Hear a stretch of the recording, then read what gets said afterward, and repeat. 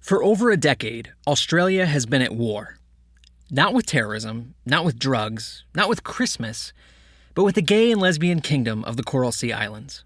In 2004, Australia passed a controversial piece of legislation that defined marriage as the union of a man and a woman, explicitly saying that a union between a man or a woman and a woman must not be recognized as marriage. The act also mandated that same-sex marriages conducted outside of Australia are also invalid, even if they occur in countries where same-sex marriage is legal. Meanwhile, at the 2004 Brisbane Gay Pride Festival, a group of gay rights activists decided that they had had enough with Australia's policy towards same-sex marriage. They set sail in a vessel named the Gay Flower and planted their flag 200 nautical miles off Australia's coast on Cato Island, a small island in the Coral Sea Islands territory. Upon landing on the island, the activists claimed the Coral Sea Islands territory as their own, declared independence from Australia, proclaimed themselves the Gay and Lesbian Kingdom, and elected Dale Parker Anderson as their emperor. Emperor Dale I claims to be a direct descendant of King Edward II of England, who, coincidentally, historians believe to have been a homosexual.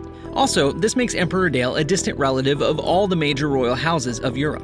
Underwhelmed by Australia's reaction to their declaration of independence, the kingdom declared war on Australia, a declaration which made it to the desk of Prime Minister John Howard both directly and also by way of the government of Switzerland. But is their claim to independence legitimate? In order to understand that, we have to know a little bit more about the Coral Sea Islands.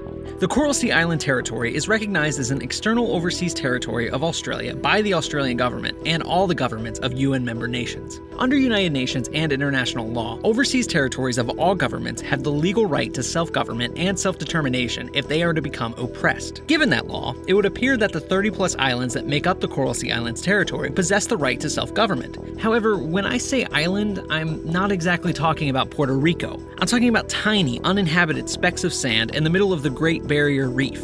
In fact, only one island in the territory, Willis Island, is considered to be inhabited, with its booming population of 4.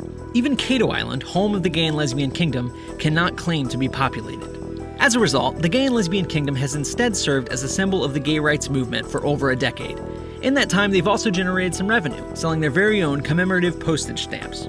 In 2013, the kingdom's existence was nearly rendered obsolete when Australia legalized same-sex marriage. This was short-lived, however, when the High Court overruled the decision 5 days later, invalidating all of the marriages that took place while it was legal.